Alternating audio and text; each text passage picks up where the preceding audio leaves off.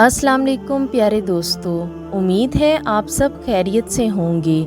मेरी ये चंद मिनट की वीडियो आपको ये सोचने पर मजबूर कर देगी कि क्या हम वाकई मुसलमान हैं, क्या हम इस्लामी जमहूरिया पाकिस्तान में रहते हैं। मैं गलत हूँ, आप गलत हैं, हमारा माशरा या फिर हमारे हुक्मरान।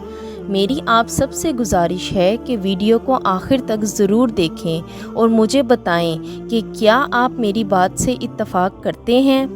पाकिस्तान का मतलब क्या? ला इलाहा इल्लल्लाह। प्यारे दोस्तों, दुनिया में सिर्फ दो ही वतन हैं जो दीन के नाम पर बने हैं। पहली मदीना मुनव्वरा और दूसरी पाकिस्तान है।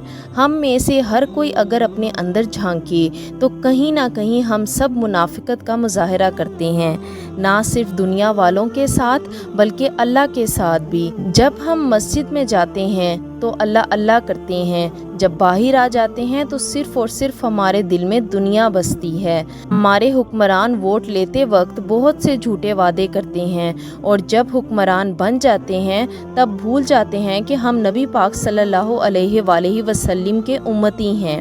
ये पाकिस्तान 14 अगस्त 1947 को क्या इसलिए बना था कि हुक्मरान सिर्फ कुर्सी के लिए लड़ते रहें और आवाम भूख से मरती रहे? लिबरलिज़म, फहाशी, बेहयाई, इन सब चीज़ों को फ़रोग़ दिया जाए? दो कौमी नज़रिया आखिर है क्या?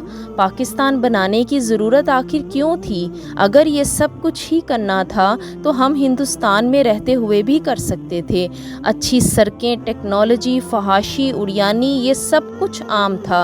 अगर आप ये कहें कि पाकिस्तान जमहूरियत की मजबूती के लिए बनाया था कि डिक्टेटर कोई नहीं आएगा, लेकिन जमहूरियत में तो इंडिया बज़ाहिर आगे निकल गया है।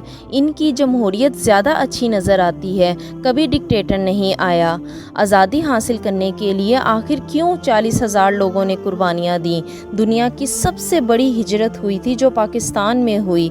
बेचारी औरतों की इज्जतें लूटी गईं, कत्ले आम किया गया, लाशों के ढेर लगा दिए गए इस दिन के लिए कि यहाँ इस मुल्क में लोग फहाशी, उड़ियानी, जुआ, चोरी, जिना, बेईमानी, धोखा, झूठ, गिबत और मुनाफिकत का सहारा लेकर गैर मजहबी लोगों को हम पर हंसने का मौका दें।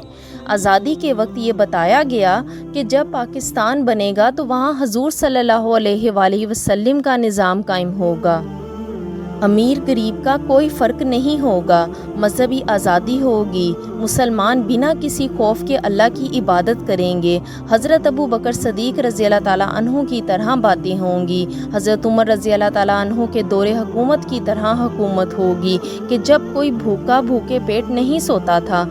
वहाँ हज़रत उस्मान गनी की तरह अमीर लोग सखावत का मुजाहिरा करेंगे। वहाँ इस तरह हक बात पर डटे रहने वाले और सादगी के हुस्न में लिपटे मौला अली शेर खुदा का बोलबाला होगा। इसी सोच की बुनियाद पर पाकिस्तान बनाया गया। अब आप खुद देखें, कोई सियासी पार्टी अब इस मौजू पे बात करती नहीं नज़र आती। पाकिस्तान जो दो कौमी नज़रिए की बुनियाद पर बना था, इसका मतलब यही था कि हिंदू एक अलग कौम है और पाकिस्तान एक अलग कौम है। हम एक साथ नहीं रह सकती। इनका रहना सहना, उठना बैठना, दीन, तहजीब व तमद्दुन सब कुछ अलग है। लिहाजा हमें अलग से खित्ता चाहिए जहां हम इस्लामी नज़रियात के मुताबिक आज़ाद होकर अपनी ज़िंदगी गुजार सकें। हम अपनी रवायात अब भूलते जा रहे हैं। पहले पहल तो अल्लामा इकबाल भी दो कौमी नज़रिए के कायल नहीं थे। अल्लामा इकबाल का पहले ख्याल ये था कि सारे जहां से अच्छा हिंदुस्तान ये हमारा। फिर अल्लामा इकबाल ये कहते हैं कि मेरी सोच बदली।